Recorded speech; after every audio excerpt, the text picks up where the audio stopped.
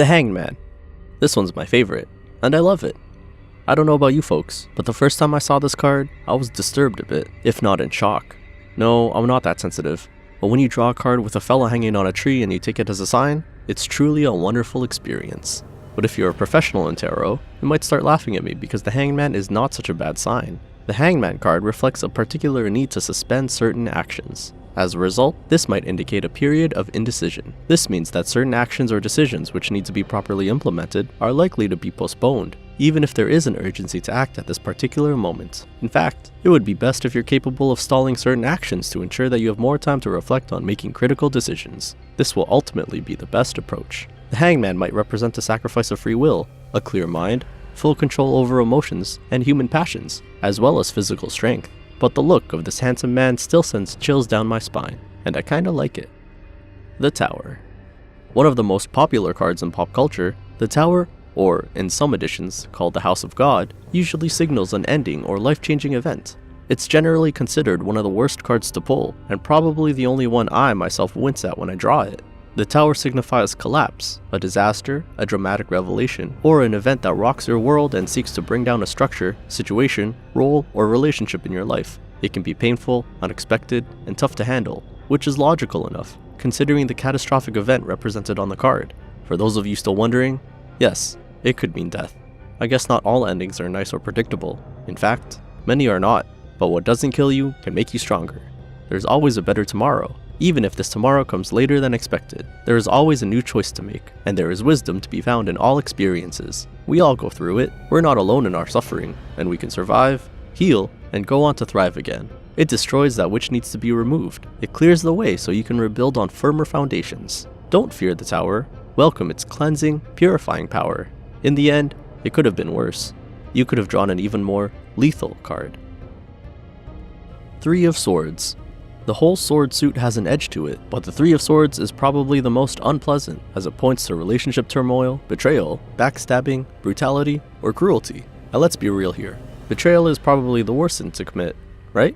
Even Dante Alighieri agrees with me. Right, mate? Haha. With this simple sentence, I just separated all the viewers into those who have read the Divine Comedy and those who have not. Funny me. But let's return to the meaning of the card itself. So, someone has done you wrong, someone has hurt you, maybe even deliberately.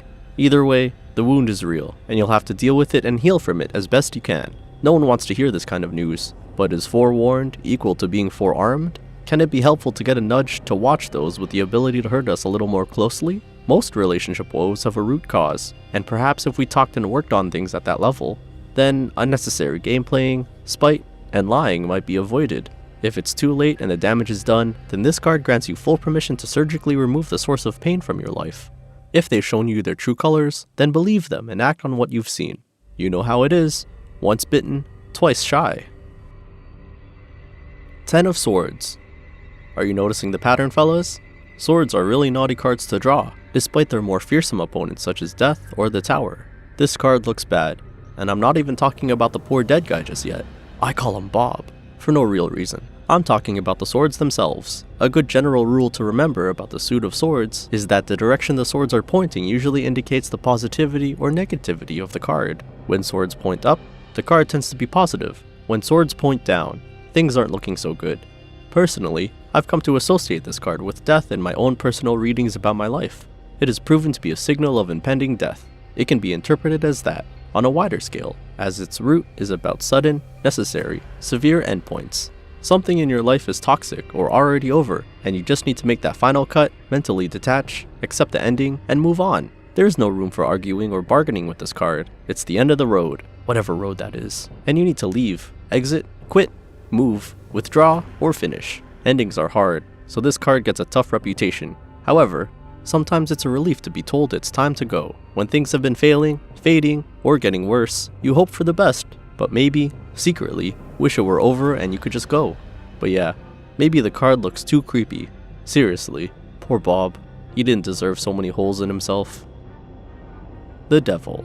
A total goth symbol. For real. The Devil is the ultimate libertine, the anything goes, do what thou wilt vibe of most historical gothic movements and philosophies. People fear the card because of the imagery, but its meaning is actually more about living your life as you wish. taking full responsibility for your actions, facing your demons and hugging them, and being authentic, warts and all. If you look closely, in many editions of the Devil card, there are Adam and Eve, the first man and woman on Earth. For those who read the Bible or know the story, it's pretty obvious. For everyone else, an explanation. Adam and Eve represent choice and its results. In the Bible, this sweet couple was seduced by Satan himself, in the form of a snake, to taste the forbidden fruit, crossing the will of God with such action. So remember that we all have 100% freedom to do what we want, but it comes with a price tag, consequences.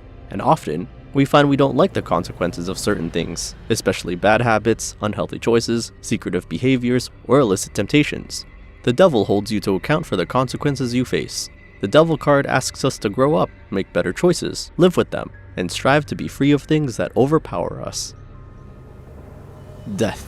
The most feared card, I think, among people who don't know anything about its meanings, and you honestly can't blame them. When you draw a card that might as well represent your destiny, and you see the words, death, in black and white, you know you're cooked. It often appears in movies or on TV as a dread moment, in readings because of its infamous reputation. But speaking seriously, death is not much about death itself, but rather about transformation, life cycles, beginnings, and endings. You can even draw a parallel with the Ouroboros, a circled snake, or sometimes a dragon, that represents life and the cyclical nature of things, the eternal repeat of destruction and rebirth.